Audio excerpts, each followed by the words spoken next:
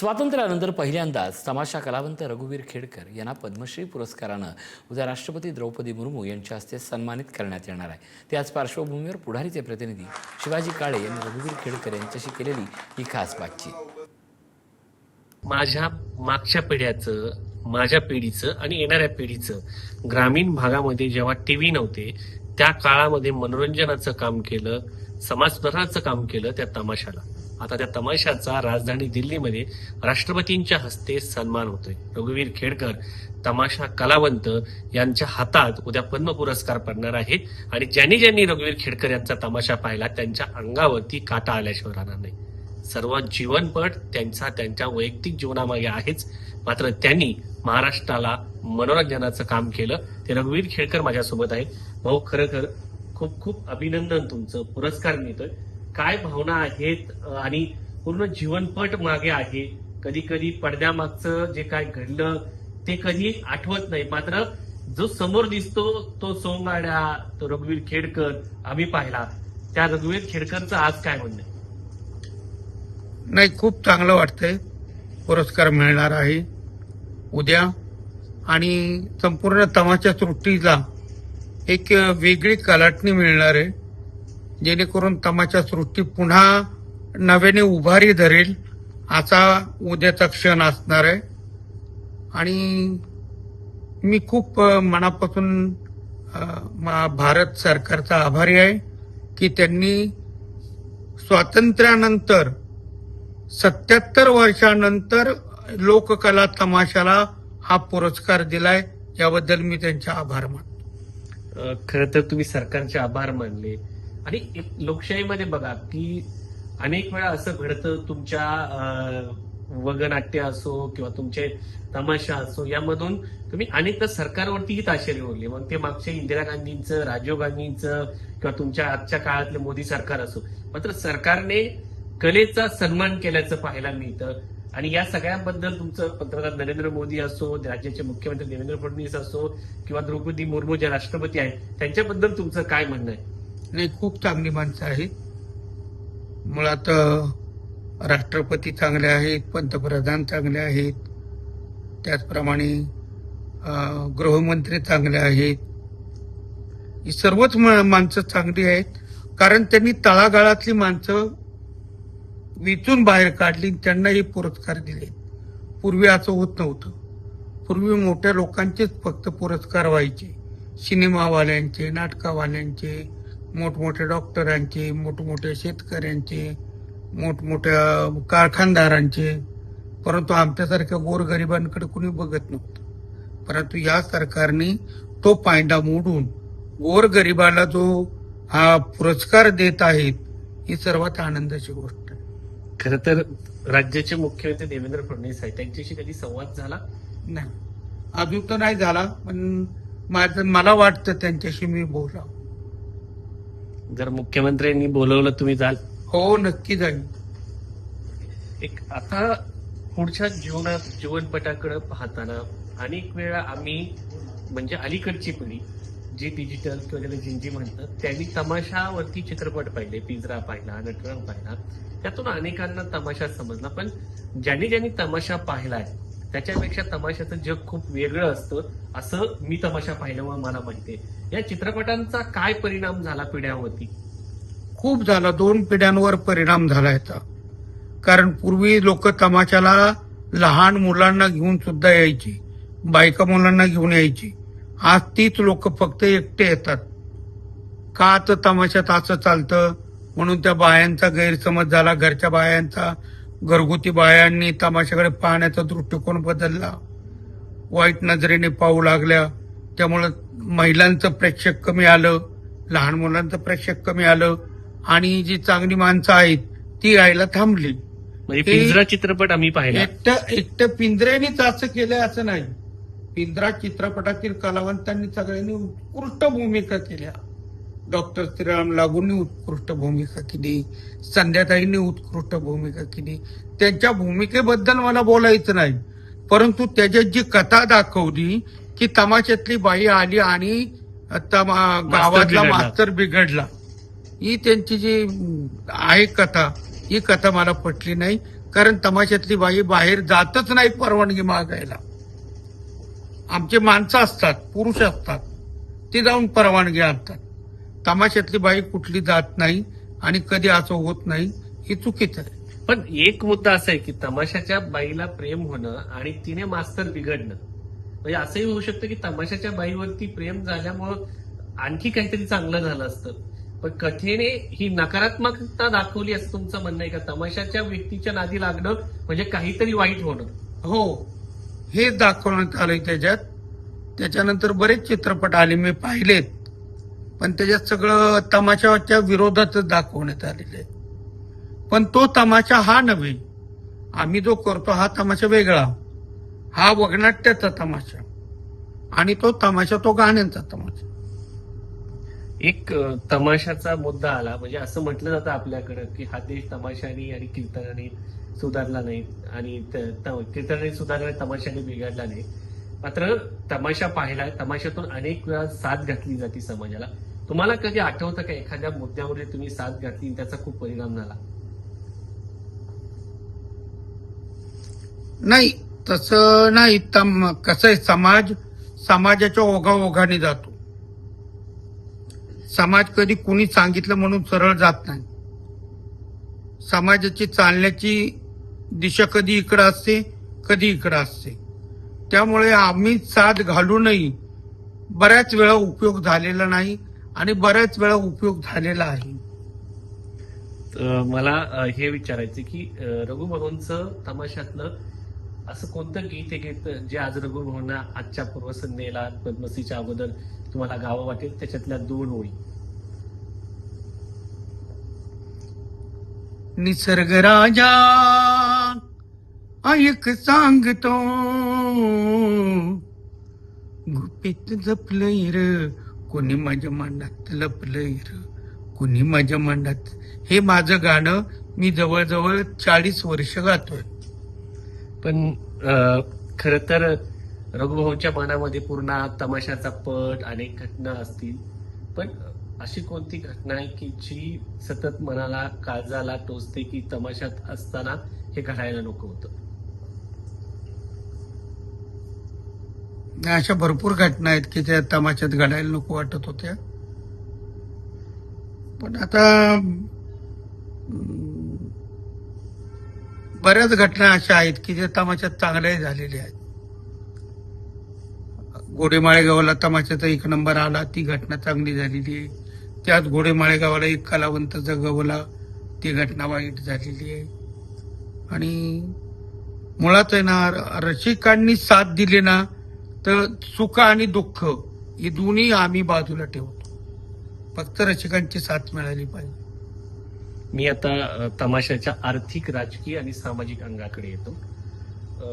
आर्थिक म्हणून याच्यासाठी विचारतो की आम्हाला हे माहिती की आम्ही अनेक वेळा पैसे जमा न झाल्यानंतर संध्याकाळी पडदे जेव्हा निघतात तेव्हा लोक येऊन पाहतात आणि तमाशाचं आर्थिक गणित जमत नाही असं अनेकदा सांगितलं जातं. वैयक्तिक रघुभाऊवरती अशी काही वेळ आली का? त्यांच्यावरती देखील कर्जबाजारी झाले का? आणि त्याच्यातून मार्ग कसा काय? नाही, माझ्यावर वेळ आली ना, खूप वेळा माझ्यावर वेळ आली. मी खूप वेळा कर्जबाजारी झालो, पुन्हा कर्ज फेडलं, पुन्हा काढलं, पुन्हा तमाशा चालू ठेवला. बऱ्याच वेळा असं झालेलं आहे. त्यामुळे आता वाटतं की सरकारने कुठून तरी आम्हाला मदत करावी, सर्वात महत्वाचं, आणि ती आर्थिक मदत करावी. रघु, खर तर प्रश्न हा आहे की सामाजिक कर्जबाजारी झाले का? आणि त्याच्यातून मार्ग कसा काय? नाही, माझ्यावर वेळ आली ना, खूप वेळा माझ्यावर वेळ आली. मी खूप वेळा कर्जबाजारी झालो, पुन्हा कर्ज फेडलं, पुन्हा काढलं, पुन्हा तमाशा चालू ठेवला. बऱ्याच वेळा असं झालेलं आहे. त्यामुळे आता वाटतं की सरकारने कुठून तरी आम्हाला मदत करावी, सर्वात महत्वाचं, आणि ती आर्थिक मदत करावी. रघु, खर तर प्रश्न हा आहे की सामाजिक अंगाने तमाशाला जे लोक सकाळी उठल्यानंतर किंवा 4 चौघात बसल्यानंतर नाक मुरडतात ते संध्याकाळी तुमच्या फडावर असतात. तर या सामाजिक अंगाकडे कसं बघता तुम्ही? नाही, तर सवयीचा परिणाम असतो. स्वतःला खूप चांगलं म्हणून घेण्यासाठी कोणाला तरी वाईट म्हणावंच लागतं. समाजात रुडलेला हा कायमचा कित्ता आहे, त्यामुळे असं काही वाटत नाही. पण चित्रपटात दिसणारा कलावंत, नट, अभिनेता, नाटकात दिसणारा अभिनेता, मग तमाशात दिसणारा कलावंत का वाटत नाही? नाही वाटत त्यांना. आता ते काय होतंय, तमाशाकडे पाहताना जातीयतेने पाहिलं जातं मुळात. मगाशी तो एक मुलगा विचारत होता, मला बोलायचं होतं, पण आमच्या खेडलेकरांनी मला नका त्याच्यावर बोलू म्हणले. ते जातीयतेने बघितलं जातं तमाशाकडं. आजही तमाशावर जातीयता पगडा आहे. पण समाज तमाशाकडे अजूनही जातीयतेवरच बघतो. समाजाचा जरी तमाशाकडे पाहण्याचा जातीयतेचा विषय असेल, तरीही तमाशा जेव्हा मागे घडत असतो, तर तुमचे जे पात्र असतात त्याच्यामध्ये सर्व जाती धर्माचे पात्र आम्हाला पाहायला मिळाले. हो, आता सगळ्या जातीचे लोक आहेत. पूर्वी कसं असायचं, मातंग, बौद्ध, पुन्हा गोंधळी, भराडी, हीच लोक असायची. त्यामुळे ही उच्चभ्रू जी मंडळी असायची, सुवर्णवर्णी, हे त्या लोकांना कमी लेखायची. त्यानंतर बदल भरपूर होत गेला. बऱ्याच जातीचे लोक, मराठी आले, मुसलमान आलेत, ह्याच्यात मारवाडी आहेत, त्याच्यात ब्राह्मण आहेत, आता बरेच पारधी आहेत, बरेच चांगले चांगले लोक आले. पण ह्या लोकांना दिवसा जे त्यांच्याकडे वाईट नजरेने म्हणजे हे चांगले नाही म्हणायचे, पूर्वीपासून आहे, पूर्वीपासून. पण रात्री त्यांना त्या महिला हव्या असायच्या. कोणीतरी महिला कपडे बदलतात तिथपर्यंत जाऊन लोकांनी हे केलं. हे सगळे हो. सवय नव्हते. नाही, ते तसा पानचटपणा करायला ते कमी नाही करत. दिवसा जरी त्यांना तेव्हा स्त्रिया नको असतील, तर रात्री त्यांनी रंगसफेतीचा मुलामा चेहऱ्यावर पाचला का त्यांना ते हेमा मालिनी सारखे दिसतात, आणि मग ते भान विसरतात. कारण तिच्या अंगात तशी कला असते, आणि त्या कलेच्या जीवावरती त्यांना भान विसरायला होते. पण जिला बोलतात तिला तमासगिरी म्हणून हेटाळलं गेलं जातं, तिला कलावंत मानलं जात नाही. समाजाचा तो काय म्हणतात त्याला, एक काहीतरी म्हणतात त्याला, त्या समाजाचा म्हणजे एक वेगळा चेहरा आहे समाजात. चेहऱ्याचा. आणि तमाशा कलावंत या गोष्टीकडे आता लक्ष देत नाही. काय तुम्हाला म्हणायचं ते म्हणा, आम्हाला पोट भरायचे, तर आमच्या कलावंतांना पोट भरायचे, त्यांच्यावर अवलंबून असणाऱ्या पोटासाठी नाचते हा. मला परवा कोणाची. रघु, एक प्रश्न हा आहे की अनेक वेळा राजकीय नेते तुम्ही पाहिलेत, 2-2 पार्ट्यांच्या मध्ये रघुभाऊंचा तमाशा पाहिला महाराष्ट्रात. कधी वाटलं की राजकारणी व्हावं, राजकारणात जावं, संधी मिळाली तर? नाही, मुळात माझं शिक्षण कमी असल्यामुळे मला राजकारणात इंटरेस्टच नव्हता. लहानपणापासून माझा इंटरेस्ट सगळा तमाशात होता. पण विधान परिषद वगैरे असं काही मिळालं तर? मिळालं भविष्यात तर बघू. संधी मिळाली ती घ्याल? हो, एकदा ते आव्हान स्वीकारायचंय. मला आव्हान स्वीकारायला तर आवडतं. पण अनेक वेळा आम्ही पाहतो की तमाशे किंवा दिवाळीच्या वेळेस फार अमेरिकेमध्ये कार्यक्रम होतात. तमाशाकडे कला म्हणून पाहिलं जात नाही सरकारकडनं. पण हो, काही काही वेळेस होतं सरकारकडनं, नजर अंदाज होतं, आणि त्याचा परिणाम आम्हाला भोगावा लागतो. आता या पुरस्कारानंतर नाही होणार असं मला वाटतंय. महाराष्ट्र शासन लक्ष पूर्ण घालेल याच्याकडे असं वाटतंय. शेवटच्या प्रश्नाकडे येतो. म्हणजे हे मलाही माहिती नव्हतं की तमाशा सुरू असताना किंवा तमाशाच्या दरम्यान हे सगळं हे घडत असताना तुम्ही तुमच्या अत्यंत जवळच्या आई, नातलं, खरं तर प्रत्येकाच्या आयुष्यामध्ये एक स्त्री प्रेरणादायी असते. तुमच्या आयुष्यामध्ये प्रेरणादायी कोण आहे? माझ्या आयुष्यामध्ये प्रेरणादायी आता सध्या मंगला बनसोडे आहे. कारण ती आता 75 वर्षाची झालेली आहे. तरी रंगमंच अजूनही गाजवते आणि फड सांभाळते. मग मी तर 65 वर्षाचा आहे. मग तिचं पाहून मला बळ येतं. आणि आता माझं सध्या प्रेरणास्थान म्हणाल तर मंगला बनसोडे. आणि लहानपणापासून लहानपणापासून आई होती.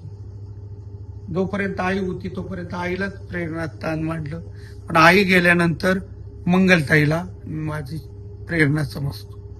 महाराष्ट्राच्या जनतेला काय सांगाल? तुम्हाला प्रेक्षक म्हणून त्यांनी स्वीकारलं. खरं तर दगडा मातीत काम करणारा शेतकरी हा तुमचा प्रेक्षक राहिलेला आहे. आम्ही तर तुमचा तमाशा पाहण्यासाठी रात्री 10 वाजता लाईट येते हे सांगून आम्ही तुमच्या तमाशाला यायचो. मी एवढंच सांगू इच्छितो तरुण मुलांनी, तुम्हाला मोबाईल बघायचा तर पहा, काय हरकत नाही. आता जग पुढे चाललंय, त्याला मागे खेचता येणार नाही. परंतु आपली संस्कृती जपून करा सर्व गोष्टी. तमाशा महाराष्ट्रातल्या सर्व लोकांनी पाहायलाच पाहिजे, कारण ती महाराष्ट्राची लोककला आहे. ती गुजरातमध्ये नाही, आंध्रामध्ये नाही, कर्नाटकात नाही आणि मुंबईच्या पुढं पाणी आहे, तिकडे काहीच नाही. म्हणजे ही कला कुठपर्यंत आहे, फक्त महाराष्ट्रातच आहे. मग महाराष्ट्रातल्या प्रत्येक मुलाने दरवर्षी एक दिवस का होईना परंतु तमाशाचा कार्यक्रम पाहावा. धन्यवाद. दिल्लीचं तख्त राखतो महाराष्ट्र माझा. महाराष्ट्राच्या कलेला आज दिल्लीमध्ये मान सन्मान मिळतोय, तेही राष्ट्रपती द्रौपदी मुर्मू यांच्या हस्ते. त्यामुळं प्रत्येक मराठी माणसाचा बोर आज निश्चितपणे भरून येतो. खरं तर मागच्या पिढीनी ज्यांचं मनोरंजन रघुवीरदादा यांच्या मार्फत झालं, त्यांच्या वतीने झालं, ते सगळे यांच्या ऋणामध्ये उत्तरदायी होत आहेत. आजचा हा दिवस अत्यंत आनंदाचा आहे. रघुदादा, तुम्हाला खूप खूप शुभेच्छा. पाहत राहा पुढारी न्यूज.